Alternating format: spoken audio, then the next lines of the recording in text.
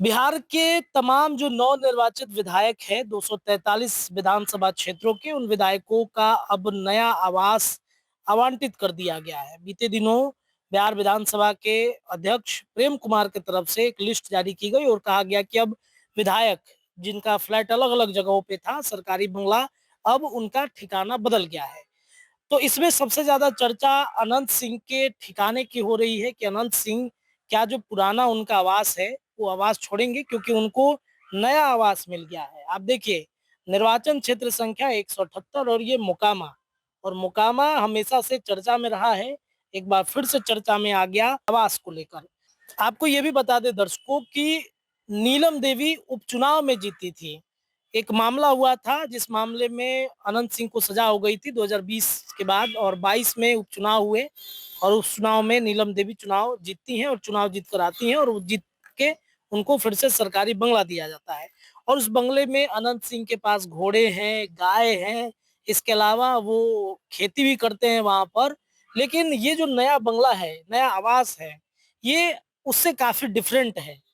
अंदर तो अभी फिलहाल लोग रह रहे हैं, दूसरे आवास की तरफ हम तस्वीरें दिखाएँगे कि यही वो सेम स्ट्रक्चर है। सभी तमाम जो विधायकों के नए विधायकों के आवास मिले हैं, उसका सेम स्ट्रक्चर यहीं आप देख सकते हैं कि सामने में जैसा कि हम लोगों ने देखा होगा कि कई बार कई बिल्डर्स बनाते हैं, जैसे कई ऐसे नामी चर्चा घर हैं, जैसे वास्तु विहार हो गया या फिर कई ऐसे जो है हमने देखा है कि एक कॉलोनी बसा दिया जाता है, उसी प्रकार से नीतीश कुमार ने एक तरीके से कहें तो विधायकों को कॉलोनी में बसा दिया है। ये तमाम विधायकों के आवास हैं, इसमें नीचे 2 कमरे हैं, एक डाइनिंग हॉल है, एक बैठने के लिए ऑफिस है, अंदर तो फिलहाल ताला लगा हुआ है, हम नहीं जा सकते लेकिन बाहर से आप देख लीजिए।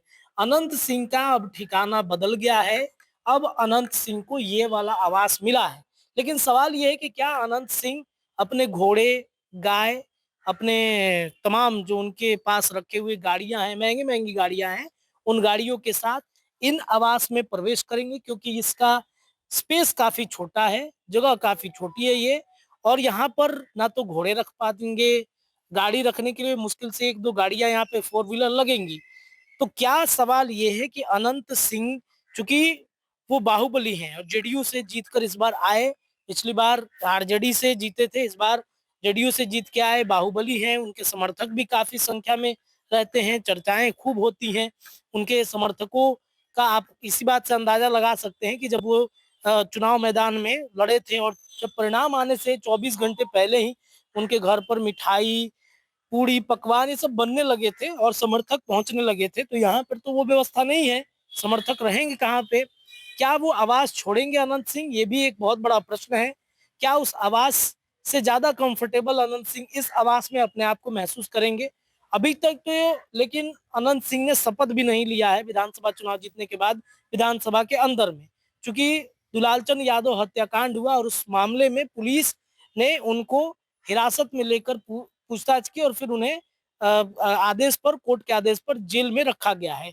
उसकी सुनवाई होगी, उस पर वो दोषी पाए जाते हैं या नहीं पाए जाते, ये न्यायालय की प्रक्रिया के अधीन है और इस प्रक्रिया के बाद स्पष्ट होगा कि अनंत सिंह दुलालचंद यादव हत्याकांड में सजा है या फिर उनको कोई साक्ष्य नहीं मिला चूँकि पिछली बार साक्ष्य के अभाव में छोड़ दिया गया था, तो ये अपने आप में बहुत बड़ा सवाल है।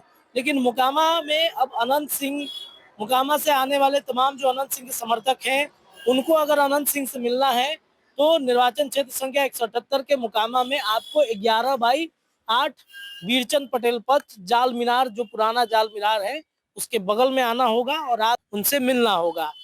जो जगह है, वहाँ की क्या स्थिति है उस पर भी हम खबर आपको दिखाएँगे लेकिन नए जगह की स्थिति देख लीजिए काफ़ी छोटा है और स्पेस भी कम है। तो देखते हैं अनंत सिंह आते हैं कि नहीं इस आवास में या फिर उनके समर्थक आकर इस आवास में रहेंगे। अनंत सिंह का सरकार से भी बहुत अच्छा टर्न बनता है, नीतीश कुमार के भी चहेते और करीबी माने जाते हैं। तो क्या वो अनंत सिंह की बात मानेंगे, आवास खाली नहीं करने का निर्देश देंगे, ये देखना होगा। फिलहाल न्यूज़ इंडिया के लिए पटना से मैं रत्नेश ये रिपोर्ट आपको दे रहा था। बहुत-बहुत शुक्रिया।